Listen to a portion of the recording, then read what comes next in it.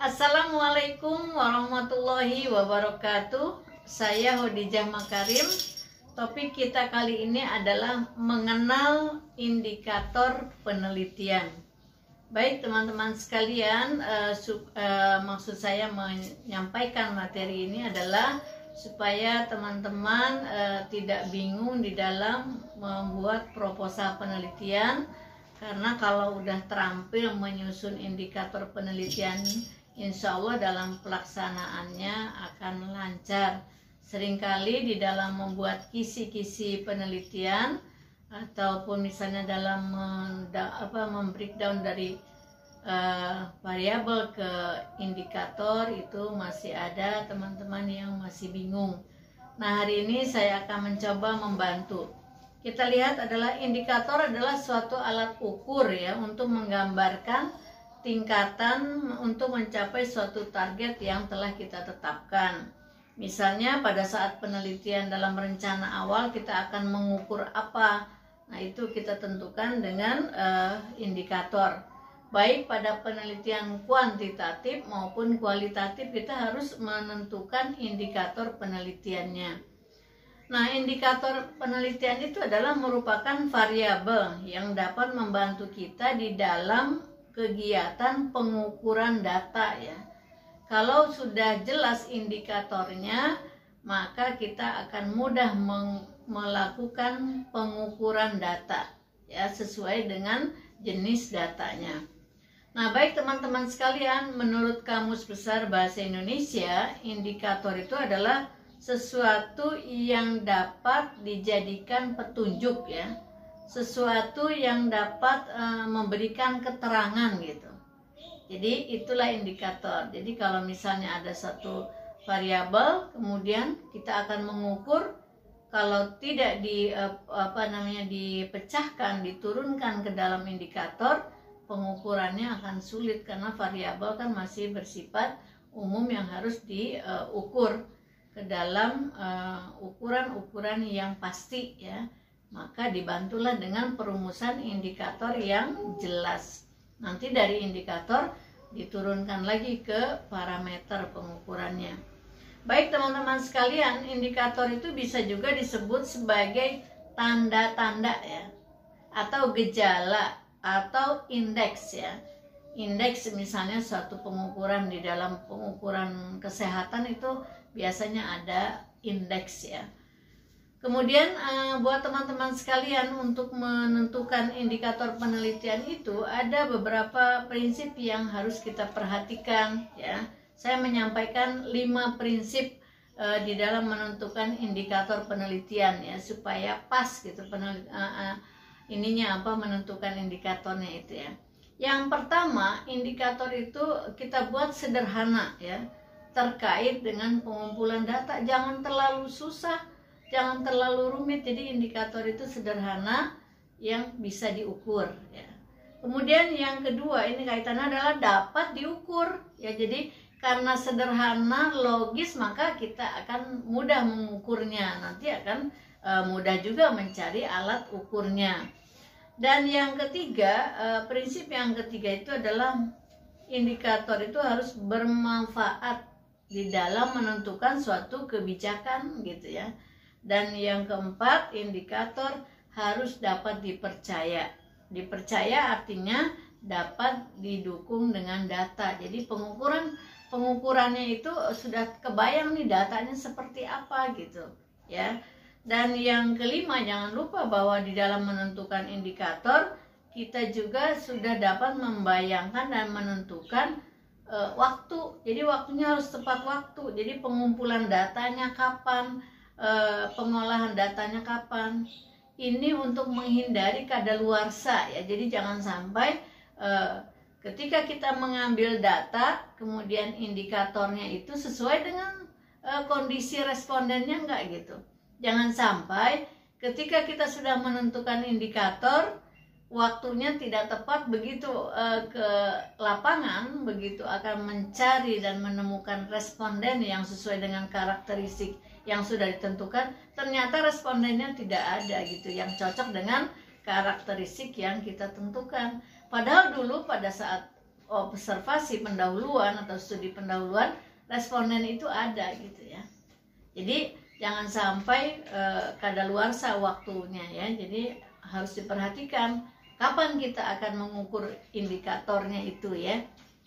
Kemudian yang dimaksudkan dengan tepat waktu itu adalah supaya di dalam pengambilan keputusannya juga tepat gitu ya. Jadi kapan kita melakukan studi pendahuluan, cepat kita menentukan indikator, cepat kita melaksanakan penelitian, lalu pengambilan keputusan. Nah itu rentangan waktunya jangan sampai ada penundaan yang membuat data itu kadaluarsa. Ketika kita mengambil kesimpulan sudah kadaluarsa, nggak berlaku lagi. Sayang kan?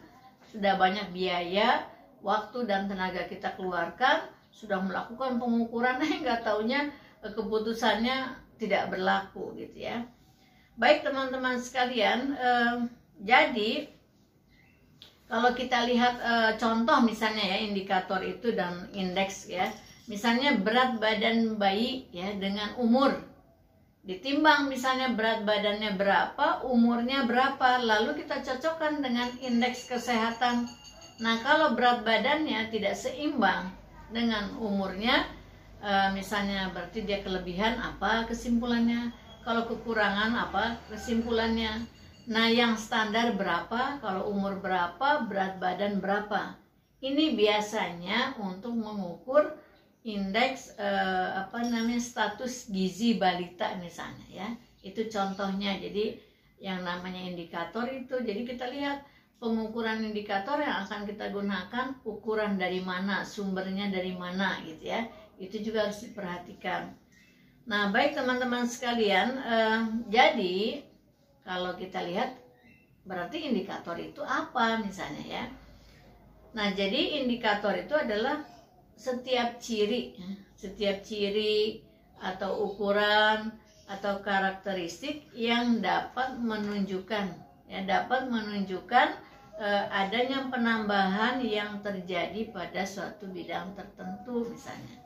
Itu kaitan dengan tadi status gizi contohnya ya, dan banyaklah contoh-contoh yang lain. Misalnya kalau tadi status gizi balita, kalau misalnya remaja apa ukurannya misalnya. Kemudian kalau lansia yang sehat seperti apa, umur berapa gitu kan. Kalau teman-teman yang mau meneliti tentang psikologis ya dari lansia, itu juga harus melihat indeks yang akan kita jadikan pedoman ya. Misalnya pedoman dari mana yang menyatakan umur berapa disebut lansia misalnya gitu ya. Kemudian kalau kita lihat hubungan antara variabel, indikator, dan parameter itu kan dijelaskan pada bab 3 ya. Jadi itu untuk melihat, jadi kalau di dalam nanti rencana menyidangkan atau bersidang proposal atau seminar proposal, itu jangan lupa pahami betul, kuasai betul indikator penelitiannya apa. Jadi biasanya penguji akan bertanya, kalau variabel ini akan diukur, indikatornya apa gitu ya, supaya nanti akan mudah menentukan variabel penelitian itu diterima atau tidak oleh tim penguji misalnya. Kalau indikatornya jelas, apalagi kamu juga menjelaskan parameternya dengan jelas juga, alat ukurnya juga sampaikan, insya Allah di dalam seminar proposal itu akan lancar dan insya Allah akan segera di ACC gitu. Jadi yang paling penting itu jangan sampai bingung di dalam menjelaskan indikator penelitian ya. Nah baik teman-teman sekalian, jangan lupa bahwa semakin jelas ya, semakin jelas sebuah indikator, maka semakin kecil kita bingung di dalam melakukan penelitian. Kan namanya juga proposal. Proposal itu kan rencana ya.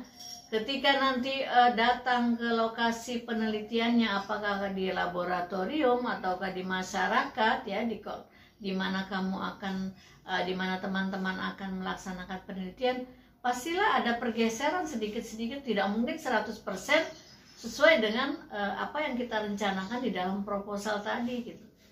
Ya, Jadi kalau indikatornya jelas, insya Allah kebingungan di dalam pelaksanaan penelitian di lapangan ya sedikit lah gitu, bisa dikuasai gitu.